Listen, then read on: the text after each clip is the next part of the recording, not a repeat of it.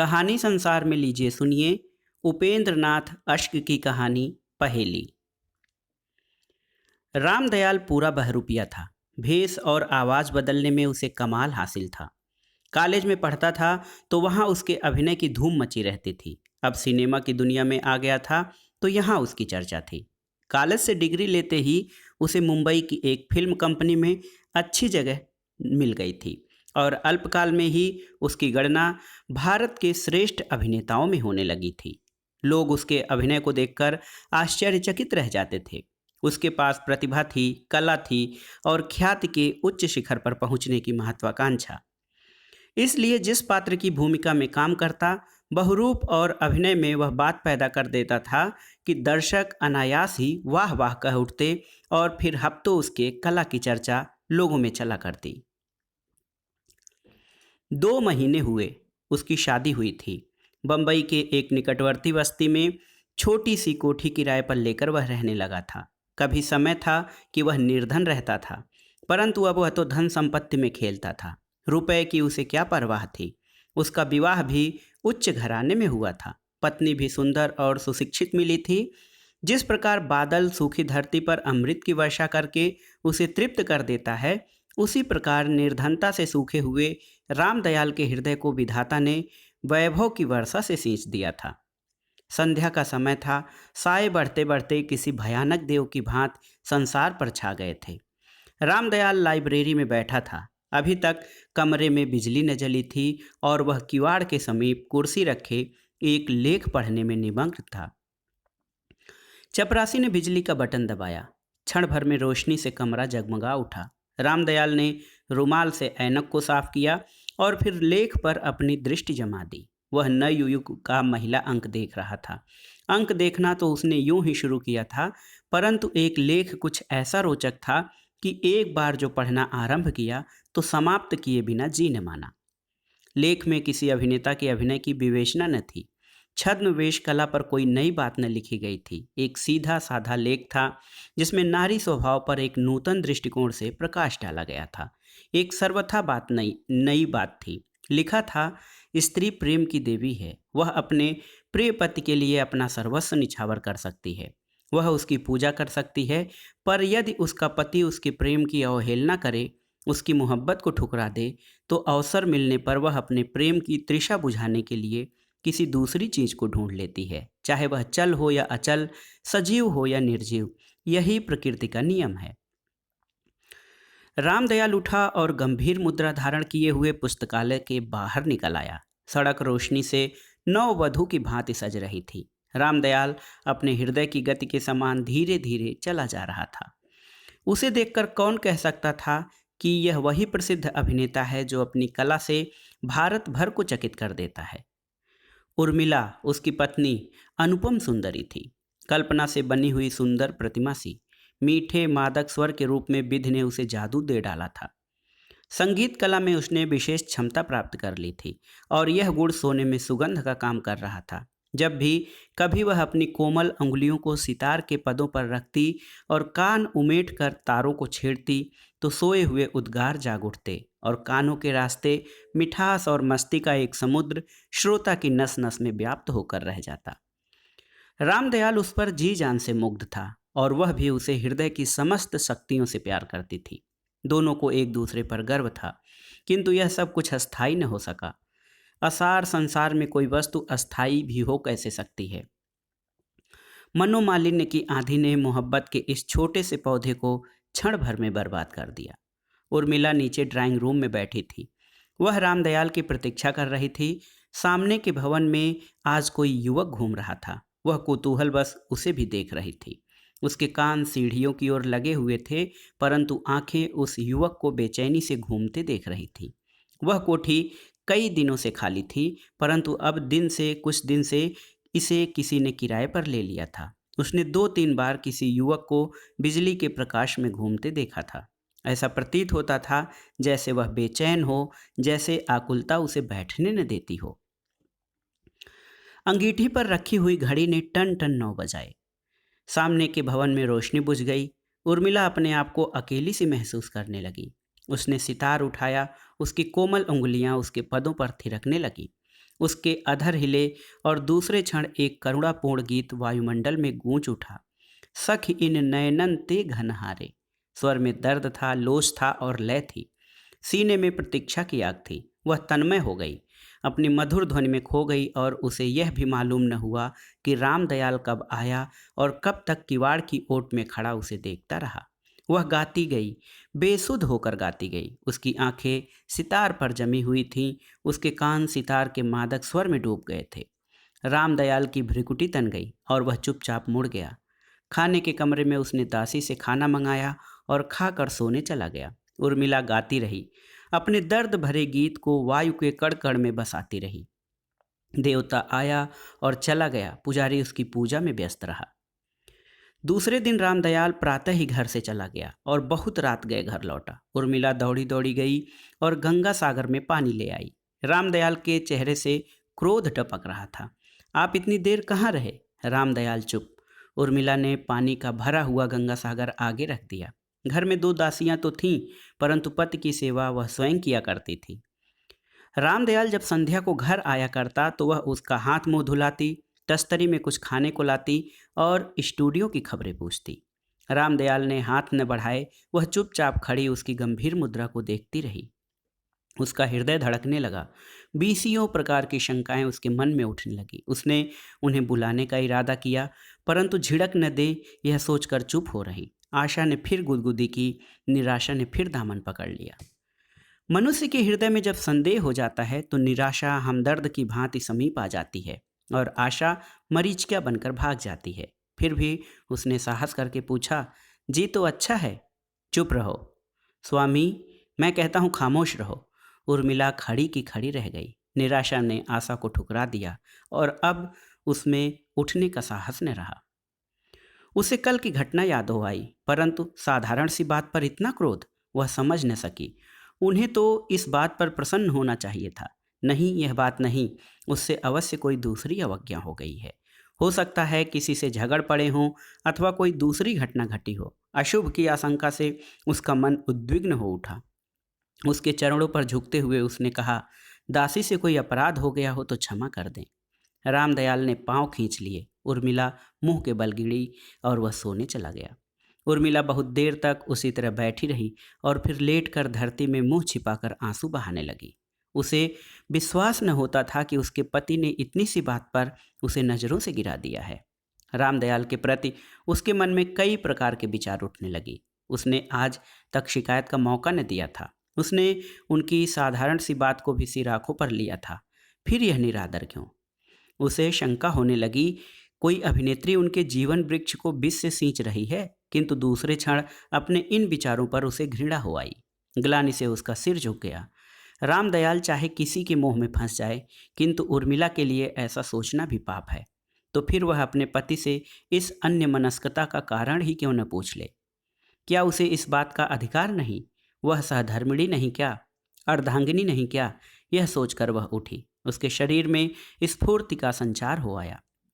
वह जाएगी, अपने पति से इस क्रोध का कारण पूछकर रहेगी और उस समय तक न छोड़ेगी जब तक वे उसे सब कुछ न बता दें या अपनी भुजाओं में भींचकर यह न कह दें, मैं तो हंसी कर रहा था।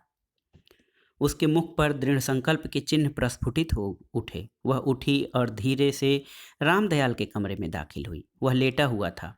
उसके चेहरे पर एक गंभीर मुस्कुराहट खेल रही थी। अव्यक्त वेदना की अथवा गुप्त उल्लास की कौन जाने। उर्मिला के आते ही वह उठ बैठा। उसने कड़क कर कहा, मेरे कमरे से निकल जाओ, जाकर सो रहो, मुझे तंग मत करो। क्या अपराध? मैं कहता हूँ चली जाओ। उर्मिला खड़ी की खड़ी रह गई, जैसे किसी जादूगरनी ने उसके सिर पर जादू की छड़ी फेर दी हो। वह उस स्फूर्ति और संकल्प जो कुछ देर पहले उसके मन में पैदा हुए थे सब हवा हो गए। इच्छा होने पर भी वह दोबारा न पूछ सकी। उदासी का कारण पूछना, उस अकारण क्रोध का गीला करना, अपने कसूर की माफी मांगना सब कुछ भूल गई। कल्पनाओं के भव्य प्रसाद पल भर में धराशायी हो गए। वह चुपचाप वापस चली आई और रात रात गीले बिस्तर पर सोए हुए मनुष्य की भांति करवटें बदलती रही। नींद न जाने कहाँ उड़ गई थी। समय के पंख लगाकर दिन उड़ते गए। रामदयाल अब घर में बहुत कम आता था। उर्मिला को सेवा के लिए 2 दासियों में एक की और वृद्धि हो गई थी। वह उनसे तंग आ गई थी। वह सेवा की भूखी न थी, मोहब्बत की भूखी थी और मोहब्बत के फूल से उसकी जीवन वाटिका सर्वथा शून्य थी। बरसात के बादल आकाश पर घिरे हुए थे। ठंडी हवा साकी की चल चाल चल रही थी। बाहर किसी जगह पपीहा रह रहकर कूक उठता था। वायु का एक झोंका अंदर आया। उर्मिला के हृदय में उल्लास के बदले अवसाद की एक लहर दौड़ गई। हृदय की गहराइयों से एक लंबी सांस निकल गई। उसने सितार उठाया और विरह का एक गीत गाने लगी। उसकी आवाज में दर्द था, गम था और जलन थी। वायुमंडल उसके गीत से झंकृत होकर रह गया। अपने गीत की तन्मयता में वह बाह्य संसार को भूल गई। रात की नीरवता में उसका गीत वायु के कड़कड़ में बस गया। सहसा सामने के भवन से जैसे किसी ने सितार की आवाज के उत्तर में गाना आरंभ किया। पिया बिन चैन कहाँ, मन को राग क्या था। किसी ने उर्मिला का दिल चीर कर सामने रख दिया। वह अपना गाना भूल गई और तन्मय होकर सुनने लगी। क्या आवाज थी, कैसा जादू था। रूह खींची चली जाती थी। 1 महीने से वहां कोई सितार बजाया करता था, किंतु उर्मिला ने कभी उस ओर ध्यान न दिया था। आज न जाने क्यों उसका हृदय अनायास ही गीत की ओर आकर्षित हुआ जा रहा था। इच्छा हुई कि खिड़की में जाकर बैठ जाए, परंतु फिर झिझक गई, उसी तरह जैसे नया चोर चोरी करने से पहले हिचकिचाता है। वह खिड़की से झांकने के लिए उठी। उसने अपने पति का ध्यान हो आया। वह फिर बैठ गई। उसने सितार को उठाया, फिर रख दिया कि गाने वाला कहीं यह न समझ ले कि उसके गीत का उत्तर दिया जा रहा है। उठकर उसने एक पुस्तक ले ली और पढ़ना आरंभ कर दिया, परंतु पढ़ने में उसका जी न लगा। उसे हर पंक्ति में यही अक्षर लिखे हुए दिखाई दिए, पिया बिन चैन कहाँ। मन को उठकर उसने पुस्तक को फेंक दिया और आराम कुर्सी पर लेट गई। गाने वाला अब भी गा रहा था और गीत उसकी एक एक नस में बसा जा रहा था। विवश होकर वह उठी। उसने सितार को उठाया। तारों में झनकार पैदा हुई, तारों पर उंगलियां थिरकने लगी और वह धीरे धीरे गाने लगी। शनय शनय उसका स्वर ऊंचा होता गया, यहाँ तक कि वह बेसुध होकर पूरी आवाज से गा उठी, पिया बिन चैन कहाँ मन को। गीत समाप्त हो गया। वायुमंडल के कण कण पर छाया हुआ जादू टूट गया। वह जल्दी से उठकर खिड़की में चली गई। उसने देखा कि युवक सितार पर हाथ रखे उसका गाना सुन रहा है। उसके शरीर में सनसनी दौड़ गई, विजय की सनसनी। उस समय वह रामदयाल, उसकी मोहब्बत, उसकी जुदाई, सब कुछ भूल गई। उसके हृदय में, उसके मस्तिष्क में केवल एक ही विचार बस गया, उसने दूसरे रोगी को मात कर दिया है। इसके बाद प्रतिदिन ऐसा होता रहा।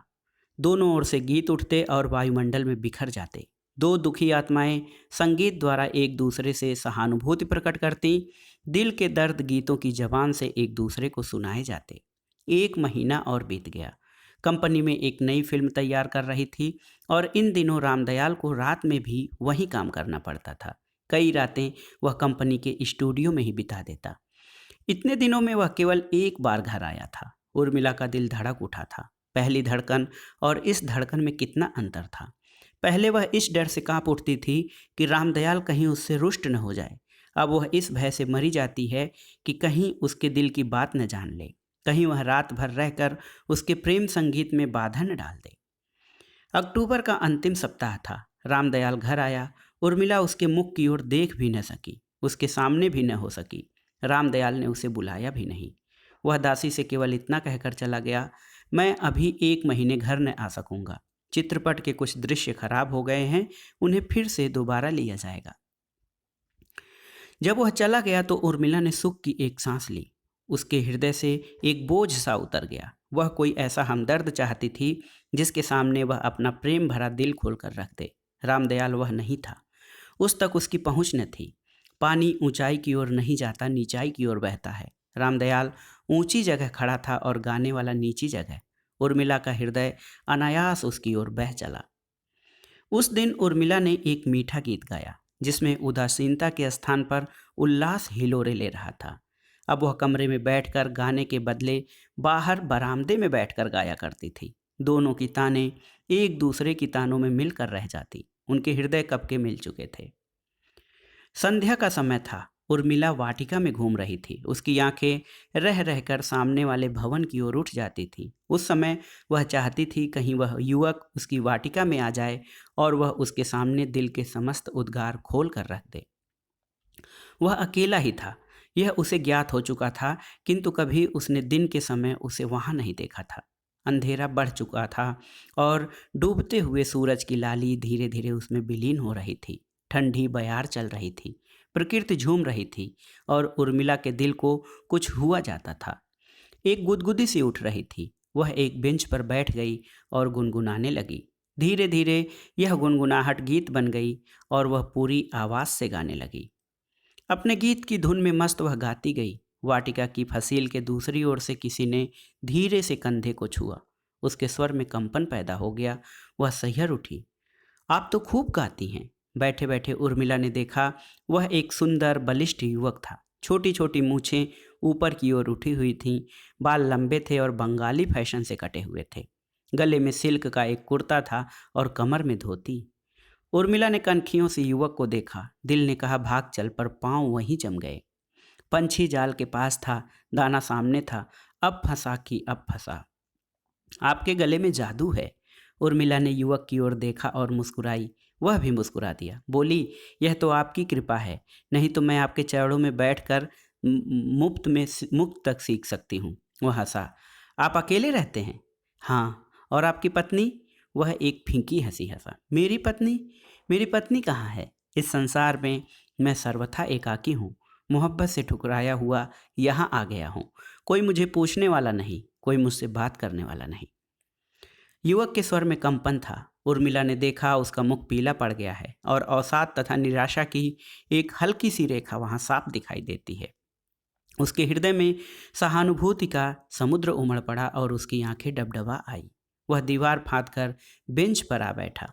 उर्मिला अभी तक बैठी ही थी, उठी न थी। वह तनिक खिसक गई, किंतु उठने का साहस अब उसमें नहीं था। युवक ने उसका हाथ अपने हाथ में ले लिया। उर्मिला के शरीर में सनसनी दौड़ गई। उसने हाथ छुड़ाना चाहा। युवक की आंखें सजल हो गई।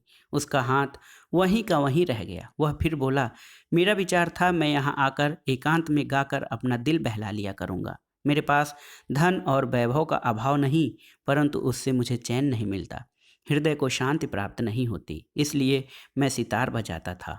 उसकी मनमोहक झंकार मेरे चंचल मन को एकाग्र कर देती थी। उसमें मुझे अपार शांति मिलती थी।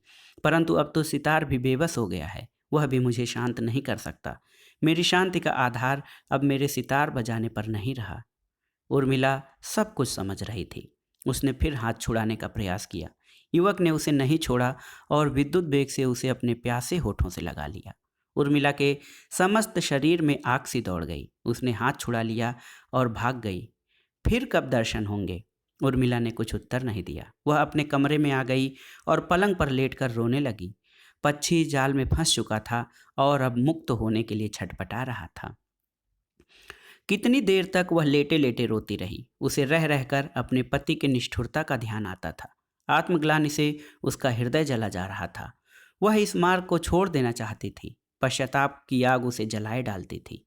वह चाहती थी उसका पति आ जाए, उसके पास बैठे, उससे प्रेम करे और वह उसके चरणों में बैठकर इतना रोए कि उसका पाषाण हृदय पानी पानी हो जाए। उठकर वह रामदयाल के पुस्तकालय में गई। एक छोटी सी मेज पर एक कोने में उसके पति का एक फोटो चौखटे में जड़ा रखा था। उसने उसे उठाया, कई बार चूमा और उसकी आंखों से आंसू बह निकले। रामदयाल के पैरों की चाप से उसके विचारों का क्रम टूट गया। वह उठी और सच्चे हृदय से उसका स्वागत करने को तैयार हो गई। उस समय उसका मन साफ था। विशुद्ध प्रेम का एक सागर वहां उमड़ रहा था, जिसके पानी को पश्चाताप की आग ने स्वच्छ और निर्मल कर दिया था। वह रसोई घर से पानी लेकर आई और रामदयाल के सामने जा खड़ी हुई। उसकी आंखें सजल थी और मन आशा के तार से बंधा डोल रहा था। उसने देखा, रामदयाल ने उसके हाथ से गिलास लेकर मुंह धो लिया और फिर उसे कुछ नाश्ता लाने को कहा। और जब वह मिठाई ले आई तो रामदयाल ने तस्तरी लेने के बदले उसे अपनी भुजाओं में लेकर उसके मुंह में मिठाई का एक टुकड़ा रख दिया। निमिष भर के लिए उसके मुख पर स्वर्गीय आनंद की ज्योति चमक उठी। उसने फिर सिर उठाया, देखा रामदयाल उसी तरह बैठा है और वह उसी तरह गिलास लिए खड़ी है। आशा का तार टूट गया। मादक कल्पना हवा हो गई। सत्य सामने था, कितना कटु, कितना भयानक। रामदयाल ने इशारे से उसे चले जाने को कहा। वह चुपचाप पुतली की भांति चली आई, मानो वह सजीव नारी न होकर अपने आविष्कारक के संकेत पर चलने वाली एक निर्जीव मूर्ति हो। अपने कमरे में आकर उसने पानी का गिलास अंगीठी पर रख दिया और धरती पर लौट कर रोने लगी। धरती में मूक और ठंडी धरती में कुछ आत्मीयता का आभास हुआ। एक बहनापा सा महसूस हुआ और वह उसके अंक में लिपट कर रोई, खूब रोई, ऐसे मानो एक दुखी बहन अपनी सुखी बहन के गले लिपट कर आंसू बहा रही हो। कई दिनों तक वह अपने कमरे से बाहर न निकली। रामदयाल दासी से कह गया था, मैं और 15 दिन के लिए घर न आ सकूंगा, इसलिए तुम सावधानी से रहना। उर्मिला को अपने पति की निर्दयता पर रोना आता था। वह पाप की नदी में बह जाती थी और उसका पति उसे बचाने को हाथ तक नहीं लाता था।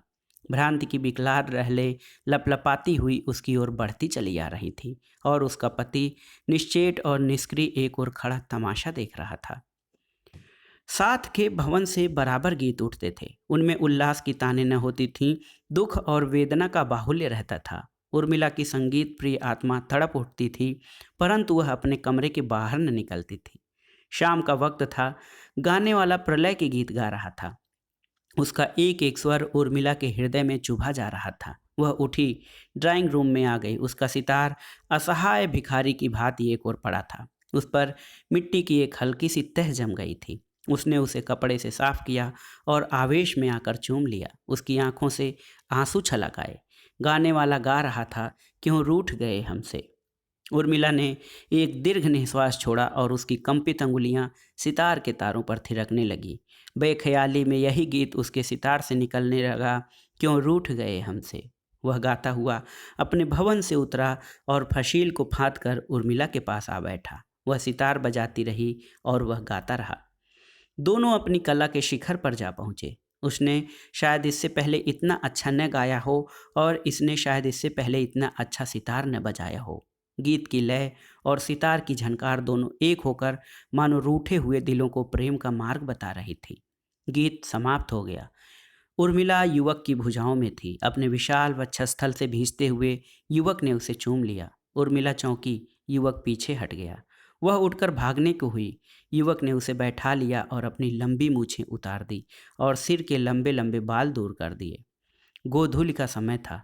संध्या के क्षीण प्रकाश में उर्मिला ने देखा, वह अपने पति के सामने बैठी है। वह हंस रहा था, परंतु उर्मिला के मुख पर मौत की नीरव स्याही पुत गई। देखा हमारा बहुरूपी उम्मी। रामदयाल ने विजय की खुशी में उसे अपनी ओर खींचते हुए कहा, कौन जानता है कि वह नव युग में छपे लेख की परीक्षा न कर रहा था।